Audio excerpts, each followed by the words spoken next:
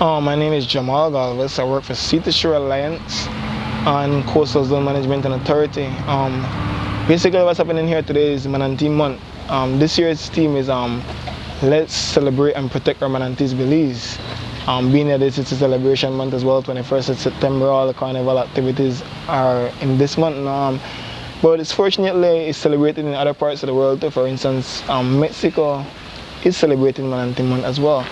And we're here in PG today because PG was so grateful to host us today, and we are very much appreciative of it and much applaud Ted for the wonderful job that they have done, prepared, and having all these kids here today. And it's all about the children. And conservation is a very important thing, and I think we need to teach it to our children. That's a start. That's a place to start. To mold them, it's best to get them at a young age. I got into this at a young age, and see, I'm stuck with it because I learned why it's important. Because people don't just act. You have to show people why something is important. Once they see it as important, then they apply themselves.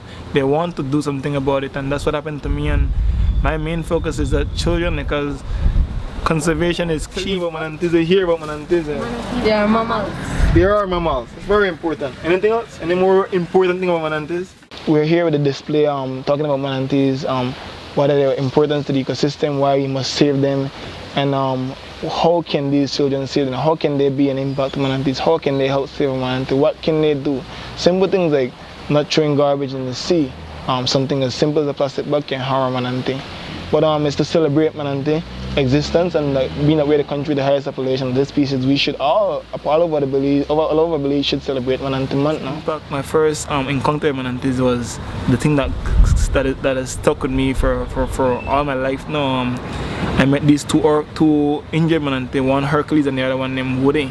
During their last phase of rehabilitation, I volunteered to go down and feed them every day, and just to see these animals so big and strong, and it's amazing for an animal to be that big and strong, but yet they're so curious, and they're so gentle, and it's the thing that stuck with me is that even though us as humans impact them so much and affect them so much, you think that they'll be so afraid of us and so they're disliking us, but to see these animals come up to human beings and wanting to be touched, wanting to be hugged, wanting to be loved, and that's what stuck with me for ever since. And I don't know, it's like they know that they're in trouble. These animals know that they're in trouble and they're scared, and even they need help sometimes as well now. And I took it on my own. I said I'm going to spend the rest of my life trying to conserve manatees, not only in Beliza, manatees beyond borders, in any country that is needed on these creatures.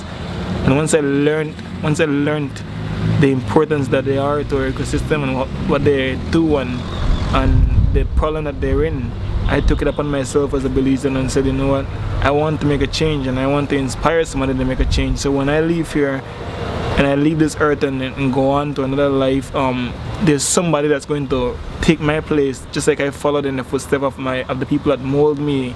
All these people that impacted my life and taught me what I know, I have to give the first thank you to, because without them I wouldn't have learned the thing that I know. I wouldn't have been inspired as I am inspired now. And I wouldn't have been to travel all over the world to inspire people to protect manatees all over the world now. The organization pretty much is responsible for any manatee activity in the country. We do research, we do educational awareness.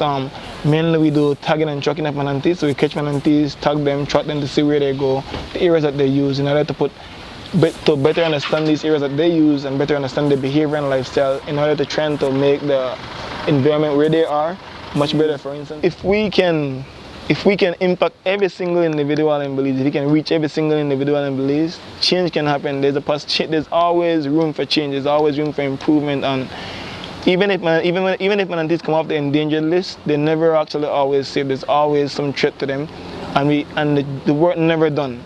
It continues. It doesn't finish with me. It doesn't finish with you guys. If it starts here, our job is to not research. May help us to understand manatees, but research won't necessarily protect them. We need to reach people. People are the ones that make changes. So we need to reach every single individual, boy, girl, fisherman, doctor, pilot, everybody, you may not be on the sea, but you may do something that impact Manatee, may throw garbage in the water.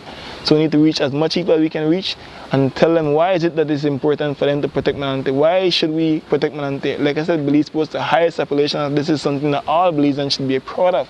And just stand up and say, oh, I'm a Belizean and I know we have the most Manatees in the world, and proud of it, and stand up for it, protect it. It's something that belongs to us. All Belizeans should make it a responsibility to stand up for these gentle giants.